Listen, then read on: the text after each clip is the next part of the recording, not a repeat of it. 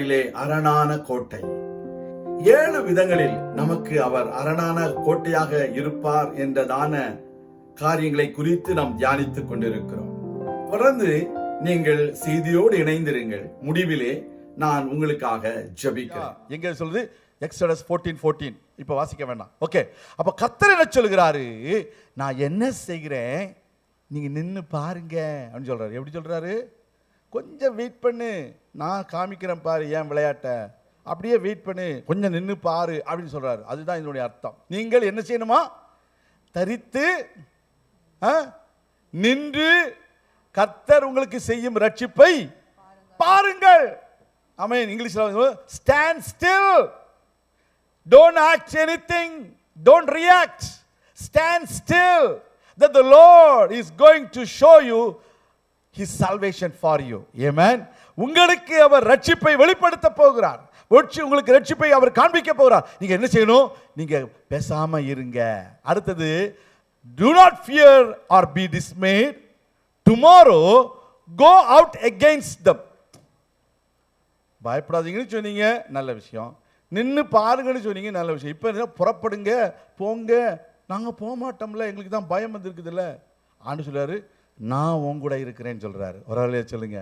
கர்த்தர் சொல்கிறாரு, கர்த்தர் உங்களோட இருக்கிறார். நான் சொல்லலைங்க, கர்த்தர் சொல்கிறாரு, கர்த்தர் உங்களோட இருக்கிறார். பதில் சொல்லுங்க, கர்த்தர் உங்களோட இருக்கிறார். ஆமென். அப்படிப்பட்ட ஒரு ஆண்டவர் உங்களுக்காக யுத்தத்தில் வெற்றி தருவாரா இல்லையா? இன்னைக்கு படித்த முதலாவது, இன்னைக்கு படித்தல பாடின முதல் பாட்டில் என்ன தெரியுமா பாடணும்?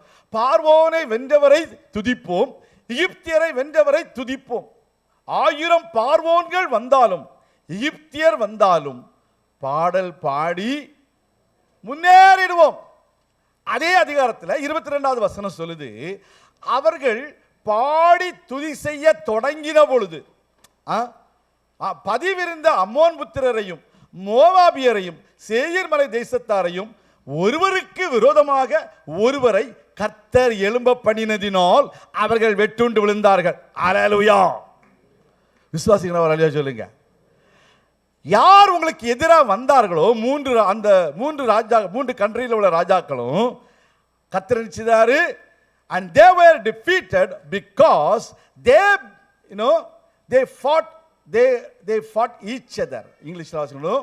The Lord set ambushes against the people of Ammon, Moab and Mount Seir who had come against Judah, and they were defeated. அப்போ உங்க சத்துருக்கள் சண்டை போடுகிறத நீங்க பார்க்கிறதுக்கு ஒரு வாய்ப்பை கொடுக்கிறவர் நம்முடைய கர்த்தர். அதனால சத்துருக்கள் எழும்பி வரும்போது என்ன செய்யணும்? வாங்க வாங்க வாங்க வாங்க வாங்க வாங்க, ஏய் வாங்க வாங்க, அப்படி ஏன்னா 3 சதவீதம் வருவாங்கல்ல. அப்போ நம்ம என்ன செய்யணும்? அது ஆண்டவர் வெற்றி தருவார். நீங்கள் என்ன செய்யணும்? ஸ்தோத்திரம் பண்ண போகிறீர்கள். ஸ்தோத்திரம் செலுத்தினார்கள். ஸ்தோத்திரம் செலுத்தினார்கள் என்ன தெரியுமா? 1 கொரிந்தியர் 14 அதிகாரம் போன வாரம் வந்தோம்ல, முந்தா நாள் பைபிள் ஸ்டடிக்கு வந்தவங்கலாம் தெரியும். 1 கொரிந்தியர் படிக்க நம்ம தான் தொடங்கணும், நம்ம தான் ஸ்டார்ட் பண்ணி விட்டோம். இப்போ அதில் ஸ்தோத்திரம்னா என்ன தெரியுமா? என்ன ஸ்தோத்திரம் ஸ்தோத்திரம் ஸ்தோத்திரம் ஸ்தோத்திரம் அது இல்லை. இதில் போட்டிருக்கு பாருங்க, என்ன போட்டிருக்கு பாருங்க. The 4th day, they blessed the Lord. தேவனுக்கு நன்றி செலுத்தினார்கள். ஹல்லேலூயா. கொரிந்தியர்ல வாசிக்கும் பொழுது அவர்கள் நன்றி செலுத்த, தேங்க்ஸ் கிவிங் அப்படின்னு ஆங்கிலத்தில் போட்டிருக்குது. அப்போ நம்முடைய வாழ்க்கையில் பாருங்க, கர்த்தருடைய பிள்ளைகள் எப்பொழுதும் தேவனுக்கு நன்றி செலுத்துவதற்கான ஒரு வாய்ப்பை கர்த்தர் தருவார். எனவே don't be afraid of the war that's coming against you, but you wait for the lord. Amen. Adar மாதத்தின் 13ஆம் தேதியில் எப்படி ஆண்டவர் வெற்றி கொடுத்தாரோ அதே போல உங்க வாழ்க்கையில கர்த்தருடைய பிள்ளைகளுக்கு ஒரு வெற்றி கொடுக்கிற ஒரு மாதம். ஹல்லேலூயா. மாத்திரமல்ல, இதை மாதிரி யோசபாத்தை சொல்லலாம். அதோடு மாத்திரமல்ல, யாரை சொல்லலாம்? அந்த பவர் பாயிண்ட் போடுங்களேன் தயவு செய்து. அப்போ அபிஜா என்றுதான் ஒரு ராஜாவை குறித்து பார்க்கிறோம். 2 நாளாகமம் 13வது அதிகாரத்தில். அந்த 13வது அதிகாரத்தில் வாசிக்கும் பொழுது அபிஜாக்கு எத்தனை பேர் இருந்தாங்க, எத்தனை பேர் படை வீரர்கள் இருந்தாங்க? 2 நாளாகமம் 13வது அதிகாரத்தில் நீங்கள் கேட்கும் பொழுது நான் சொல்லி தான் முடியணும். ஒரு கர்த்தருக்கு ஸ்தோத்திரம். அபியாவுக்கு எத்தனை பேர் இருந்தாங்க? 4 லட்சம் பேர் இருந்தார்கள். ஆனால் எரோபியாமுக்கு எத்தனை பேர் இருந்தார்கள்? 8 லட்சம் பேர் இருந்தார்கள். அப்ப யாரு ஜெயிப்பா? 4 லட்சம் படை வீரர்கள் உள்ள கட்சி ஜெயிக்குமா? 8 லட்சம் படை வீரர்கள் உள்ள கட்சி ஜெயிக்குமா? சொல்லுங்க. Naturally, politically, the 800,000 people will be victorious, but God makes everything upside down. So Lord, don't look everything politically, don't look everything logically, don't look everything physically, but look everything spiritually. Hallelujah. God gave victory to Abijah even though he had only 50% of the people in his army, because 10th verse says, 10வது வசனம் சொல்கிறது, எங்களுக்கோ கர்த்தரே தேவன் என்று சொல்கிறார். கர்த்தருக்கு ஸ்தோத்திரம். கர்த்தரே தேவன். இன்னைக்கு நம்ம கர்த்தரே தேவன் என்று சொல்வீர்களானால் கர்த்தர் உங்களுக்கு அற்புதம் செய்வார், அடையாளங்களை செய்வார். யோசபாத்து ஜெபித்தார், எஸ்தர் ஜெபித்தார்கள். அதே மாதிரி இந்த அபியாவும் கர்த்தர் தான் எங்களுடைய சேனாதிபதியாக இருக்கிறார் என்று சொன்னான். கர்த்தருக்கு ஸ்தோத்திரம். மூணாவது, material stronghold. God is going to be your stronghold in your the material side. Material side என்னது? சடுதியான நஷ்டங்கள், சடுதியான உங்களுக்கு வர வேண்டியதான ஆசீர்வாதங்கள் வர முடியாத நஷ்டம் வந்து என்ன நடக்குது பார்த்தீங்கன்னா, திடீர்னு கார் நின்றோம். திடீர்னு என்ன நடக்கும் உங்கள் வாழ்க்கையில்? திடீர்னு ஒரு க்ளூமே இருக்காது, திடீர்னு மேலே தண்ணி ஒழுங்கிட்டே இருக்கும். திடீர்னு பார்த்தீங்கன்னா அப்படி ஆயிரும், இப்படி ஆயிரும், நஷ்டம் வந்துடும். பொருள் நஷ்டம். ஏதோ ஒரு விதத்தில் பிசாசு என்ன செய்வான்? பொருள் நஷ்டத்தை கொண்டு வருவான். நீங்கள் நினைக்க முடியாத அளவுக்கு திடீரென்று ஒரு பொருள் நஷ்டம் வரும். அதில் இருந்து கர்த்தர் உங்களை விடுவிப்பார். ஒரு சாதிங்க ஒரு வழியாக சொல்லுங்க. ஆமீன். திடீர்னு சொல்லுவாங்க ரிசெஷன் சொல்லிடுவாங்க. ரிசெஷன் அது எதை கொண்டு வருவது? உங்களுக்கு பலவிதமான சூழ்நிலையில் உங்களுக்கு நஷ்டத்தை கொண்டு வருகிறது. காரணம், நீங்கள் இன்னொரு பிஸ்னஸை நம்பி இருக்கீங்க. அந்த பிஸ்னஸ் உங்களுக்கு நல்லா போகலன்னா உங்களுக்கு என்ன வருது? நஷ்டம் வருகிறது. அதுபோல் கர்த்தருடைய பிள்ளைகளே, உங்களுக்கு தெரியும், யோபுடைய வீட்டில் திடீர்னு எல்லாம் செத்து போயிடுச்சு. அவனுக்கு இருந்ததெல்லாம், அவனுடைய வெல்த்தெல்லாம் என்ன? ஆடு, மாடு, ஒட்டகம், கழுதை, ஏர் மாடுகள், இது எல்லாம் திடீர்னு என்ன ஆயிடுச்சு? செத்து போயிடுச்சு. வீடு திடீர்னு இடிஞ்சு விழுந்துருச்சு. எல்லாம் பொருள் நஷ்டம், பொருள் நஷ்டம், பொருள் நஷ்டம். ஒன்றுமே அவனுக்கு என்ன க்ளூனே தெரியல. அப்படி இருக்கிற வேளையில் அவன் கர்த்தரை நம்பினான். ஹல்லேலூயா. 42வது அதிகாரம் யோபுவில் வாசிக்கும் பொழுது அவன் சொல்லுகிறான், 42 முன்னாடி வாசிக்க போனான். அவன் சொல்லுகிறான், நான் விசுவாசிக்கிறவர் என்ன, என் மீட்பர் உயிரோடு இருக்கிறார் என்றும் இந்த பூமியின் கடைசி நாளிலே அவர் எழுந்திருப்பார் என்றும் நான் அறிந்திருக்கிறேன். நம்முடைய வாழ்க்கையில் நம்முடைய மீட்பர் அவர் உயிரோடு இருக்கிறார். ஹல்லேலூயா. கர்த்தருடைய பிள்ளைகளே, நம்முடைய வாழ்க்கையில் அந்த மீட்பரை நீங்க விசுவாசிக்க வேண்டும். You need to believe your redeemer. Whoever may cause you the material losses in your life, but you need to believe the Lord who is able to restore everything in your life. உங்க வாழ்க்கையில இழந்து போன எல்லாவற்றையும் திரும்ப கொடுக்க வல்லமையுள்ள ஒரு ஆண்டவர் இருக்கிறார். அவரை நம்ம எத்தனை விசுவாசிக்கிறீங்க? ஹல்லேலூயா. எத்தனை செய்தியை நல்லா கேட்குறீங்க? இல்லாட்டி நம்ம முடிச்சிடலாம். செய்தி ரொம்ப போர்டு அடிக்குதுன்னா முடிச்சிடலாம். கை வைத்துங்க பார்க்கலாம். பாஸ்டர் ரொம்ப போர் அடிக்குது பாஸ்டர். ஐயா என்னது கை வைத்துனீங்க? செய்தியை கேட்டதுனால கை வைத்துனீங்களா? கர்த்தருக்கு ஸ்தோத்திரம். எல்லாரும் ஸ்தோத்திரம். நல்லா கேட்கும் போது எனக்கு தெரியும். Because I am feel in my spirit. Okay, அப்ப பாருங்க, என் மீட்பர் உயிரோடு இருக்கிறார், அவர் கடைசி நாளில் எழுந்திருப்பார் என்று நான் அறிந்திருக்கிறேன். ஒரு அழிய சொல்லுவோமா? அவன் தான். We should have the understanding, we should have the knowledge that the redeemer of our life is alive. Hallelujah. விசுவாசிக்கிறீங்க? ஒரு அழிய சொல்லுங்க. அப்போ the things may go from our hands. The expected profits may not come on time, but it is God who is going to give you the same job, the same project. God is going to give you. எத்தனை பேர் விசுவாசிக்கிறீங்க? அதுதான் விசுவாசம். அதை நம்ம விசுவாசிக்கணும். It is not the other employer, it is not the other client, it is not the other person. It is our God who is the resources for every good things in our life. Hallelujah. Hallelujah. ஸ்தோத்திரம். அவர் எல்லா விதமான வரங்களும் எல்லா விதமான அல்லேலூயா all the gifts from God, we receive it from God. I mean, எல்லா சம்பூர்ணமாய் நமக்கு கொடுக்கிற ஒரு தேவன். இதை குறித்து நம்ம வாசிக்கிறோம், இருக்கட்டும். ஆனா நான் என்ன சொல்ல வரேன், he lost everything, still he believed on his God, so God gave him everything on the double portion. எல்லாத்தையும் இரட்டிப்பான மடங்கு கொடுத்தார். நவோமியுடைய வாழ்க்கையில தெரியும். I mean, இந்த நவோமி என்ன செய்தாங்க? நவோமி யாருங்க? நவோமி யாரு? ரூத்துடைய மாமியார். அந்த மாமியாருக்கு ஒரு நல்ல ஒரு மருமக. ஹல்லேலூயா. நவோமிக்கு ஒரு நல்ல ஒரு மருமக. அந்த மருமக அந்த மாமியார்ட்ட சொல்றா, மாமியாரே அப்படிலாம் சொல்லலை. உடனே பைபிள் எங்கே போட்டுக்கிட்டு கேட்காதீங்க. உங்கள் தெய்வம் தான் எங்கள் தெய்வம், உங்கள் கடவுள் தான் எங்கள் கடவுள், நீங்கள் எங்கே போனாலும் நான் கூட வருவேன், நீ அப்படின்னு சொல்லிட்டு அந்த அம்மா சொன்ன உடனடியாக அந்த இடத்துல பார்த்தீங்களா, இழந்தது எல்லாவற்றையும் கர்த்தர் திரும்ப கொடுத்தார். See, Naomi, she lost both of her sons and the husband.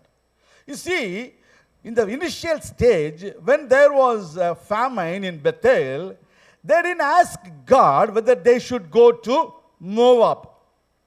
Bible எங்கேயா இருக்கா? பெத்தேலில் ஒரு பஞ்சம் ஏற்பட்ட பொழுது நாங்கள் மோவாப் போகலாமா ஆண்டவரே, இங்கே ஒரு பஞ்சமாக இருக்குதே அப்படின்னு கேட்டாங்களா? கேட்கல. கேட்காம இவங்க சொந்த இஷ்டப்படி போயிட்டாங்க. அங்கே என்ன நடந்தது? அங்கே மறுபடியும் பஞ்சம் வந்துருச்சு. புரிஞ்சுங்களா? சி, கேராரூரில் யார் இருக்கா? கேராரூரில் யார் இருக்கா? எங்களுக்கு எங்க தெரியும், எங்க ஊரே எங்களுக்கு தெரியாது. கேராரூரில் இருந்தது யாரு சொல்லுங்க? ஈசாக்கு. அவன் எகிப்துக்கு போலான்னு நினைக்கிறான். எங்க? கேராரூரில் பஞ்சம் வந்துருச்சு. இவன் நினைக்கிறான் நான் எகிப்துக்கு போகலான்னு. அப்போ ஆண்டவருடைய இவர்களுடைய டைரக்ஷன் இருக்குது, ஒரு கான்வர்சேஷன் நடந்திருக்குது. கர்த்தர் சொல்லுகிறாரு, நீ போகாத, எகிப்துக்கு போகாத, இங்கேயே இரு, நான் உன்னை ஆசீர்வதிப்பேன்னு சொன்னார். அல்லேலூயா. இல்லாமல் அந்த ஆண்டவர் சொல்லுவாரா? இவன் ஆண்டவர்கிட்ட கேட்காம சொல்லுவாரா? அதாவது இவனுக்கும் ஆண்டவருக்கும் இடையில ஒரு சொற்பொழிவு, ஒரு சொற்பொழிவு இல்லாத கான்வர்சேஷன், ஒரு சம்பாஷணை இல்லாமல் இருந்தால் ஆண்டவர் சொல்லுவாரா? சொல்ல மாட்டார். கர்த்தருக்கும் அவனுக்கு இடையில ஒரு நல்ல உறவு இருந்திருக்கிறது. அதனால தான் கர்த்தர் சொல்லுகிறாரு, நீ எகிப்துக்கு போறாகதப்பா, நீ கேராரிலே இரு, நான் உன்னை பஞ்ச காலத்தில் ஆசீர்வதிப்பேன்னு சொன்னாரு. அவன் சொன்னபடியே அங்கேயே இருந்தான். கர்த்தர் 100 மடங்கு அவனை ஆசீர்வதித்தார். எங்க வாசிக்கிறோம்? பைபிள்ல வாசிக்கிறோம். எங்க வாசிக்கிறோம்? பைபிள்ல தான் பாஸ்டர். இதெல்லாம் எங்கள்கிட்ட கேட்டா எப்படி? ஆதியாகமம் 26வது அதிகாரத்தில் இருக்குது, உங்க பைபிள்லையும் இருக்குது, போய் பாடிங்க. ஓகே. அப்போ என்ன நடக்குது பாருங்க. இந்த நவோமியோட ஹஸ்பண்ட் பேர் என்ன பேரு? எலிமெலேக். அன்னாளுடைய ஹஸ்பண்ட் பேர் என்ன பேரு? எல்கானா. பாத்தீங்களா? கர்த்தருக்கு ஸ்தோத்திரம். கொஞ்சம் பைபிள் படிச்சிருக்காங்க. கர்த்தர் உங்களை ஆசீர்வதிப்பார். கரங்களை தட்டி வர இல்லையா சொல்லுமா? ஆமா. அதாவது எலிமெலேக்கு எல்கானா ரெண்டும் குழம்பு எல்லாருக்கும். அதனால தான் அந்த கேள்வியை கேட்டேன் நான். ஐ மீன், இந்த எலிமெலேக்கு இந்த தேவனோடு கூட என்ன இல்லை, ஐக்கியம் இல்லை. இவன் பாட்டுக்கு பெத்தேல்ல பஞ்சம் வந்து நேராக புறப்பட்டு போயிட்டான். 2 பசங்களையும் ஒய்ஃபையும் கூட்டிட்டு போயிட்டான். அங்கே போய் மோவாபிய பெண்களை எடுத்தான். எல்லாமே இவன் செய்தது எல்லாமே தேவனுடைய பார்வையில் சரியில்லை. இன்னைக்கு நமக்கு பிரச்சனை வரும்பொழுது, நமக்கு நஷ்டம் வரும்பொழுது, நம்ம உடனே என்ன செய்கிறோம்? ஆல்டர்னேட் ரூட் கண்டுபிடிக்கிறோம். ஆல்டர்னேட் ரூட் கண்டுபிடிக்க முன்னாடி ஆண்டவர்கிட்ட கேட்குறோமா? அதுதான் முக்கியம். இன்றைக்கு ஆண்டவர் நமக்கு அடைக்கலமாக இருந்தால், அரணான கோட்டையாக இருந்தால், ஆண்டவரே நான் இங்க இருந்து அங்க போறது நிலமா நியாயமா அப்படின்னு நம்ம என்ன செய்யணும்? கேட்கணும். ஆண்டவர் சொல்லுகிறாரு, நீ போகாத, நீ இங்கேயே இரு அப்படி சொன்னார்னா அங்கேயே இருங்க. ஹல்லேலூயா. ஏன்னா நான் என்ன சொல்ல வரேன், உங்களை ஆசீர்வதிக்கிற ஆண்டவர் எங்க இருந்தாலும் உங்களை ஆசீர்வதிப்பார். விசுவாசிக்கிற இல்லையா சொல்லுங்க. மோவாபில் போனோன்னா ஆசீர்வாதம் வந்துருமா? அங்கே போனதும் என்ன வந்தது? நஷ்டம் வந்தது, உயிர் நஷ்டம் வந்தது, பொருள் நஷ்டம் வந்தது. மோவாபில் என்ன நடந்தது? அங்கேயும் இவங்க போனாங்க, சொல்லுவாங்களே இவன் வந்தான் தரித்திரமே வந்துருச்சுன்னு சொல்லுவாங்க. கூடவே அப்படி சொல்லுவ மாதிரி இவன் போனால் அங்கேயும் பஞ்சம் வந்துருச்சு. அதோடைய பிள்ளைகளே, நம்ம ஆண்டவருடைய ஐக்கியத்தையும் ஆண்டவருடைய உறவையும் விட்டு விடக்கூடாது. Unless God tells you to move, don't move. When God says move, move. என்னது? When God says, ஏன்னா கர்த்தர் உங்களை ஆசீர்வதிக்க வல்லவர், எங்கனாலும் ஆசீர்வதிப்பார். விசுவாசிக்கிறோம் இல்லையா சொல்லுங்க. அப்போ இன்றைக்கு பார்த்தீங்கன்னா கர்த்தருடைய பிள்ளைகள் ஒன்று அறிந்து கொள்ள வேண்டும், நாம் ஆண்டவர் இன்றைக்கு நமக்கு அற்புதங்களை செய்யவர். அப்போ நோமியுடைய வாழ்க்கையில் அற்புதங்களை செய்தவர். இனி ஒரே ஒரு சொல்லி நான் முடிக்கிறேன். Financial strong hold. God is going to be our financial strong hold. கர்த்தருடைய பிள்ளைகளை இன்றைக்கு பொருளாதார ஆசீர்வாதத்திற்காக நம்ம என்ன செய்கிறோம், எங்கேயெல்லாமோ கொண்டு போய் நம்ம எப்படியெல்லாமோ எதிர்பார்க்கிறோம். கடந்த நாட்களில் ஒரு பேச்சு வந்தது. அந்த சமயத்தில் நான் சகோதரனோடு பேசி கொண்டு இருக்கும் பொழுது அந்த சகோதரன் சொன்னாங்க, பாஸ்டர் நான் எல்லாம் ட்ரை பண்ணியிருக்கிறேன் பாஸ்டர். ஏன்னா ஒருத்தர் என்கிட்ட சொன்னார், நான் கொஞ்சம் நாளைக்கு முன்னாடி எனக்கு ஒரு தெரிஞ்ச ஒருத்தர் சொன்னார், நீங்கள் இந்த பைசாவெல்லாம் என்ன செய்யணும்னா ஸ்டாக்கில் போட்டு வைக்கணும். எங்கே போட்டு வைக்கணும்? Stock market. கரெக்ட், பார்த்தீங்களா? அவர் நம்மலாம் ஃபிஷ் மார்க்கெட்டு, ஃபார்மர்ஸ் மார்க்கெட் பண்ணிக்கணும், அவங்களாம் ஸ்டாக் மார்க்கெட்டு. அதுதான் கரெக்ட் வேர்டு. நீங்கள் ஸ்டாக் மார்க்கெட்டில் போடணும் பாஸ்டர், அப்போ தாங்க முன்னேற முடியும் அப்படின்னு ஒருத்தர் சொன்னார். நாங்கள் சொன்னோம், ஜெபம் பண்ணுறோம். எங்கள் நமக்கு பைசா முதல்ல கிடையாது. அவர் என்ன சொன்னார், சர்ச்சு பணத்தான்னு சொன்னார். கர்த்தருக்கு ஸ்தோத்திரம். போடலாம் அப்படின்னு சொல்லிக்கிட்டேன். நாங்களாம் சர்ச்சு பணத்தை, அவங்க சர்ச்சு பணத்தை அவங்க ஸ்டாக் மார்க்கெட்டில் போட்டிருக்காங்களாம். கர்த்தருக்கு ஸ்தோத்திரம். அது இப்போ என்ன நிலைமை எனக்கு தெரிய மாட்டேங்குது. ஓகே, ஸோ அந்த மாதிரி மக்கள் என்ன செய்கிறாங்க, எங்கேயாவது ஒரு ஸ்டாக் மார்க்கெட்டில் வந்து போடுறாங்க. அந்த போடலாமா, இங்கே போடலாமா, அங்கே இன்வெஸ்ட் பண்ணலாமா, இங்கே இன்வெஸ்ட் பண்ணலாமா. கர்த்தருக்கு ஸ்தோத்திரம். இன்வெஸ்ட் பண்ணணும், பண்ணக்கூடாதுன்னு சொல்லலை. வீணாக செலவழிக்கிறத பார்க்கலும் நல்லா இன்வெஸ்ட் பண்ணுங்கள், கர்த்தருங்க ஆசீர்வாதம். ஆனால் கர்த்தருடைய ஆலோசனையை கேட்டு பண்ணுங்க. ஹல்லேலூயா. இன்னைக்கு ஆப்பிளுக்கு விலை கூடையாக இருக்கும், புரிஞ்சுதா? நான் என்ன சொல்கிறேன் புரிஞ்சுதுங்களா? நீங்கள் இன்றைக்கி ஒரு ஆப்பிள் தோட்டத்தில் நீங்கள் இன்வெஸ்ட் பண்ணுவீங்க. திடீர்னு ஒரு பூச்சி வந்துருச்சுன்னு வச்சுக்காங்களா, அதுக்காக உடனே டெக்னிக்கல் பீப்புளுக்கு தெரியும் என்ன பேசுகிறாரு அப்படின்னு. திடீர்னு ஒரு பூச்சி வந்துருச்சுன்னா என்ன செய்வீங்க? ஏற்கனவே ஆப்பிள் கடிச்சு தான் வச்சுருக்குது. ஆப்பிள் முழு ஆப்பிளாக இருக்குது, கொஞ்சம் யோசிச்சு பாருங்கள். ஆப்பிளை கடிச்சு தான் வச்சுருக்குறாங்க. அந்த ஆப்பிளுக்கு மேலே கொண்டு போய் நம்ம அந்த தோட்டத்துக்கு மேலே போட்டோம்னு வச்சுக்கோங்க, பூச்சி வந்துருச்சுன்னு டக்குனு எல்லாம் விட்டு வரும். எத்தனை பேர் உங்களுக்கு தெரியுமா, நம்ம சர்ச்சில் பீச் இருக்குது. போன வாரம் நாங்கள் எல்லாம் பீச் கட் பண்ணி சாப்பிட்டோம். கர்த்தருக்கு ஸ்தோத்திரம். தெரியாதவங்கலாம் போய் அந்த பக்கம் போய் பீச் மரத்தில் கிடக்கிற பாட்டு வைங்க, இல்லாட்டா அந்த பீச்சுக்கு சின்ன காயாக இருந்தால் உங்கள் பேரை எழுதி வைங்க. அப்போ தான் அடுத்த வாட்டி வரும்போது உங்களுக்கு அது இருக்கும், இல்லாட்டா வேறு யாராவது பறிச்சுட்டு போயிருப்பாங்க. ஸ்தோத்திரம். அப்போ பாருங்கள், கர்த்தருடைய பிள்ளைகளை என்னென்ன சொல்ல வரேன், இந்த வேலையில் நம்ம எதில் நம்ம இன்வெஸ்ட் பண்ணுறோம் என்பது முக்கியம். அதை நம்ம என்ன செய்யணும், ஆண்டவருடைய ஆலோசனையின்படி செய்யணும். இந்த இடத்துல பார்த்தீங்கன்னா ஆண்டவர் உங்களை கடலேருந்து பிரச்சனையிலேருந்து விடுதலை பண்ணுகிறவர் தான், உண்மைதான். ஆனால் நம்ம ஏதோ புதுமையாக செய்கிறேன்னு சொல்லிட்டு ஏதோ புதுமையாக செய்கிறதுல போய் இன்வெஸ்ட் பண்ணோன்னா தயவுசெய்து ஆண்டவருக்கு பொறுப்பு இல்லை, அது பொறுப்பு கிடையாது. ஏன்னா இந்த இடத்துல பார்த்தீங்கன்னா ஒரு தீர்க்கதரிசியின் புத்திரன் ஒருவன் இருந்தான். 2 ராஜாக்கள் 4வது அதிகாரத்தில் வாசிக்க முடியும். அந்த தீர்க்கதரிசியின் புத்திரன் அவருடைய புத்திர அந்த அந்த அந்த மனுஷன் இறந்து போயிட்டார். He Tide. ஓகே, அப்போ இறந்து போன உடனே கடன்காரன் வந்துட்டு அவருடைய மனைவியையும் அவனுடைய பிள்ளைகளையும் 2 பிள்ளைகளையும் என்ன செய்கிறான், எடுத்துகிட்டு போகிறதுக்கு பார்க்குறான். இதெல்லாம் எங்கே இருக்குது? 2 ராஜாக்கள் 4வது அதிகாரத்தில் இருக்குது. இப்படி வந்து கடன் வாங்கினவன் அல்லது கடன் கொடுத்தவன் வந்து என்ன செய்கிறான், கடனை கொடு இல்லாட்டா பிள்ளையை கொடு அப்படின்னு சொல்கிறான். அப்போ அந்த ஸ்திரீ என்ன பண்ணா, அந்த நேரத்தில் ஆண்டவர் அந்த நேரத்தில் எலிசாவிடத்தில் பேசுகிறார். அல்லேலூயா. காரணம் என்ன? அவள் ஊழியக்காரனுடைய பிள்ளைகள். இப்போ ஊழியக்காரனுடைய வீட்டில் ஒரு தேவைகள் வந்த பொழுது கர்த்தர் எலிசாவோட பேசி அந்த ஸ்திரீயிடத்தில் போய் ஒரு அற்புதம் செய்வதற்கு ஆண்டவர் எலிசாவை பயன்படுத்துகிறார். அங்கே ஒரு அற்புதம் நடைபெறுகிறது. அதை குறித்து பார்க்கும் பொழுது அங்கே எண்ணெயை கொஞ்சம் தான் எண்ணெய் இருக்குன்னு சொல்கிறாங்க அந்த அம்மா. அந்த எண்ணெயை பக்கத்து வீட்டிலலாம் கொண்டு போய் கொடுன்னு சொல்கிறாங்க. நான் கடந்த நாட்களில் நான் உங்களுக்கு நீங்கள் படிச்சிருப்பீங்க. கர்த்தருக்கு ஸ்தோத்திரம். பாருங்கள் என்ன அவசரம். முதல்ல அந்த அம்மாட்ட எவ்வளோ இருந்தது? she had only a flask of oil, but the prophet told her to go and get jars from the neighbor's house. She had only a small flask of oil, but the prophet is telling her to go get some jars. She should have wondered, why did he ask me to go get some jar when I have small flask of oil? But you see, she obeyed. She did not question him. She went and bought all the vessels, all the jars. In another translation, jar னு இருக்கும், இங்க vessel னு இருக்கு. Okay, அப்போ எல்லா ஜாரையும் கொண்டு வந்து வைக்கிறாள். அவன் எண்ணெயை ஊத்துறான், வந்துட்டே இருக்குது.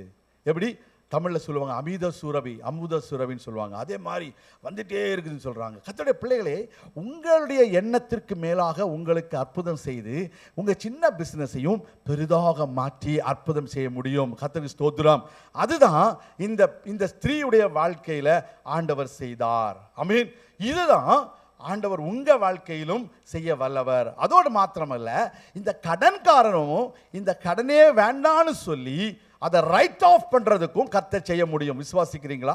How many of you believe that the people, those who loaned you, or the people those from whom you have borrowed, they will also write off all the debts what you owe for them?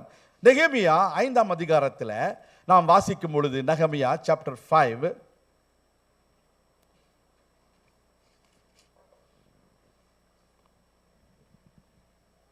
2வது வசனமா வாசிக்கலாம்.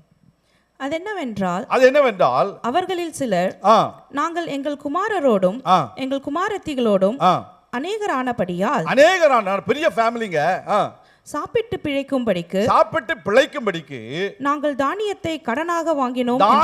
கடனாக வாங்கினாங்க. They borrowed only grains as their loan. Okay. வேறு சிலர் எங்கள் நிலங்களையும் எங்கள் திராட்சை தோட்டங்களையும் எங்கள் வீடுகளையும் நாங்கள் அடமானமாக வைத்து கடன் வாங்கினாங்க. 3வது பாத்தீங்கன்னா, இன்னும் சிலர் ராஜாவுக்கு தீர்வை டாக்ஸ் பே பண்றதுக்காக நாங்கள் எங்கள் நிலங்கள் மேலும் எங்கள் திராட்சை தோட்டங்களின் மேலும் பணத்தை கடனாக வாங்கினோம். ஓகே, இப்படி எல்லாரும் கடன் வாங்கியிருக்காங்க, பல விதத்துல கடன் வாங்கியிருக்காங்க. எல்லாரும் இப்போ யாரு? பிள்ளைகள்லாம் இப்போ அடிமைக்கு போக வேண்டியாச்சு. 5வது வசனம் சொல்லுது, பெரிய வசனம் வாசிக்க வேண்டாம். அதில் என்ன நடக்குது பார்த்தீங்கன்னா, அவர்கள் கூக்குரலையும் இந்த வார்த்தைகளையும் நான் கேள்விப்பட்ட பொழுது மிகவும் கோபம் கொண்டேன். யார் இது? யாரு மிகவும் கோபம் கொண்டது? யாரு? நெகேமியா. சத்தமா சொல்லுங்களேன். நெகேமியா சொன்னாரு. அப்போ நெகேமியா யாருங்க? நெகேமியா ஒரு ஆசாரி அப்படின்னு சொல்லுவீங்களா? ஆசாரியன். ஓகே, அவன் ஒரு பிரீஸ்ட், அவன் ஒரு வேத பாரகன். அப்போ தேவனுடைய பிள்ளைகளே, தேவ ஜனங்கள் அநியாயமாக கடனையும் வட்டியையும் வாங்கி கொடுத்து அவங்ககிட்ட அடமானமாக போகிறதுக்கு யாருக்கு கோபம் வரும்? ஊழியக்காரனுக்கு தான் கோபம் வரும். கோபம் வராட்டா அவன் ஊழியக்காரனாக இருக்க முடியாதுங்க. ஊழியக்காரனாக இருந்தால் தான் மக்களுக்காக என்ன செய்யணும்? பரிந்து பேசணும், கோபம் அடையணும். ஐயோ, இப்படி அநியாயமாக போய் மாட்டிக்கிட்டாங்களே, இப்படி அநியாயமாக வட்டியை கொடுக்குறாங்களே, அநியாயமாக கடன் வாங்கிட்டு இப்படி போய் அடிமையாக போகிறாங்களே அப்படின்னு யாருக்கு கோபம் வரணும்? நான் உண்டு, என் பொண்டாட்டி உண்டு, என் பிள்ளைகள் உண்டு, நான் சுகமாக இருக்கிறேன் அப்படின்னு நான் நினச்சேன்னா நான் ஊழியக்காரனாக இருக்க முடியாது. ஒரு வழியாக சொல்லுங்கள். நீங்கள் எல்லா இடத்துலையும் பார்த்தீங்கன்னா, மோசே அவனுக்காக அவன் பிள்ளைகளுக்காக வேண்டிய போய் நின்னான் ராஜா கிட்ட. இல்லை, இந்த உலகத்தில் கொஞ்சம் பாருங்களேன், சில ஊழியக்காரங்க யார்? மார்ட்டின் லூத்தர், இவங்களை யாருக்காக போய் போராடினாங்க? அவங்களுடைய மக்களுக்காக தான் போராடினாங்க, அவங்களுக்காக கிடையாது. ஸோ கோபம் ஊழியக்காரருக்கு வந்ததுன்னா அது நியாயமான ஒரு கோபம். கர்த்தருக்கு ஸ்தோத்திரம். வரலையே சொல்லுங்க. அதனால தான் அந்த ஊழியக்காரன் என்ன பண்ணுறாரு? கீழே பார்த்தீங்கன்னா 12வது வசனத்தில், 7வது வசனம்லாம் இருக்கட்டும், 12வது வசனம் போக நம்ம முடிய போகிறோம். அதற்கு அவர்கள், நாங்கள் அதை திரும்ப கொடுத்து விட்டு இனி அப்படி அவர்களிடத்தில் கேட்க மாட்டோம், நீர் சொல்லுகிறபடியே செய்வோம் என்றார்கள். ஆமென், ஹல்லேலூயா. எத்தனை % இன்ட்ரெஸ்ட் கொடுத்தாங்க தெரியுமா? 1%. எப்படி கீழே பாருங்க, 11வது வசனம் சொல்லுது, நீங்கள் இன்றைக்கு அவர்கள் நிலங்களையும் அவர்கள் திராட்சை தோட்டங்களையும் அவர்கள் ஒலிவ தோப்புகளையும் அவர்கள் வீடுகளையும் நீங்கள் பணத்திலும் தானியத்திலும் திராட்சை ரசத்திலும் எண்ணெயிலும் 100% வீதமாக அவர்களிடத்தில் தண்டி வருகிற வட்டியையும் அவர்களுக்கு திரும்ப கொடுத்து விடுங்கள். 1% கூட திரும்ப கொடுத்துடணும், வட்டியை திரும்ப கொடுக்கணும்னு சொல்றாங்க. வரலையா சொல்லுங்க. ஹல்லேலூயா. சொன்னது யாரு? நெகேமியா. அதற்கு அவர்கள், நாங்கள் அதை திரும்பி கொடுத்து விட்டு இனி அப்படி அவரிடத்தில் கேட்க மாட்டோம் என்றார்கள். ஹல்லேலூயா. அப்போ இன்றைக்கு நம்முடைய வாழ்க்கையில் நமக்கு கடன் இருக்கிறான், அந்த கடனையும் வட்டியையும் கூட திரும்ப கொடுக்கறதற்கு கர்த்தர் வல்லவராக இருக்கிறார். விசுவாசிங்க, இது வேதாகமத்தில் சொன்னது. ஹல்லேலூயா. உங்கள் வாழ்க்கையில் நான் கடனாக இருக்கிறேன், பிரச்சனையோடு இருக்கிறேன், எனக்கு ஃபைனான்ஷியல் ப்ராப்ளம், டெட்ஸ் இருக்குது, எனக்கு ஜாப்லெஸ்னஸ் இருக்குது, இது எல்லாவற்றிலும் இருந்து கர்த்தருங்களை நமக்கு என்ன விடுதலை கொடுக்க வல்லவர். விசுவாசிக்கிறவங்களுக்கு மாத்திரம் ஒரு வழியா சொல்லுங்க, அவங்களுக்கு மாத்திரம் ஆண்டவரே கடனை திரும்ப கொடுங்க. ஒரு வழியா நான் ஜெபம் பண்றேன். ஹல்லேலூயா. எல்லாம் எழுப்பி நிற்போமா? அருமையான தேவனுடைய பிள்ளைகளே, நம்முடைய வாழ்க்கையில வியாதியின் மத்தியில் மாத்திரமல்ல, நம்முடைய வாழ்க்கையில எதிராய் வருகிற யுத்தங்களை கர்த்தர் நமக்காக நின்று நடத்தி வெற்றியை கொடுக்கிறவர். நம்முடைய வாழ்க்கையில பொருள் நஷ்டம் அடையும் பொழுது அந்த பொருள் நஷ்டத்திலிருந்து நம்மை விடுவித்து நமக்கு நல்ல ஆசீர்வாதங்களை கொடுக்கிறவர். அதோடு மாத்திரமல்ல, நம்முடைய வாழ்க்கையில எந்த விதத்திலாவது நாம் எதிர்பாராத விதத்துல கடன் பிரச்சனைக்குள்ளே போவோம் என்றால், நாம் வேலையில்லாமல் போவோம் என்றால், கர்த்தர் நமக்கு துணை நின்று அற்புதங்களை செய்வார் என்பதை நீங்கள் விசுவாசிக்க வேண்டும். அவர் உங்களுடைய இக்கட்டு நாளிலே அரணான கோட்டை என்பதை அறிந்து கொள்ளுங்கள். கர்த்தர் உங்களை ஆசீர்வதிப்பார். நான் உங்களுக்காக ஜெபிக்கிறேன். எங்களின் பரலோக பிதாவே, உடைய பிள்ளைகள் வாழ்க்கையில எந்த எதிர்பாராத இழப்புகள் வந்தாலும், பொருள் நஷ்டம் வந்தாலும், வேலையில்லா திண்டாட்டங்கள் வந்தாலும், கடன் பிரச்சனைகள் வந்தாலும், கர்த்தாவே நீங்க துணை நின்று இந்த பிள்ளைகளுக்கு நீர் அரணான கோட்டையாக இருக்க போகிறீர். உமக்கு ஸ்தோத்திரம். உடைய பிள்ளைகளை ஆசீர்வதியும். உடைய பிள்ளைகளுக்கு தேவையான நல்ல சுகத்தையும், நல்ல பலத்தையும், நல்ல ஆரோக்கியத்தையும், நல்ல பாதுகாப்பையும் கொடுத்தரணும். ஆழ்த்தி ஒப்பு கொடுக்கிறோம். துதி கன மகிமை யாவற்றையும் உமக்கே செலுத்துகிறோம். கர்த்தரும் இரட்சகரும் மீட்பருமாகிய இயேசு கிறிஸ்துவின் நாமத்தில் ஜெபிக்கிறோம் எங்கள் நல்ல பிதாவே. ஆமென். கர்த்தர் தாமே உங்களை ஆசீர்வதிப்பாராக. ஆமென்.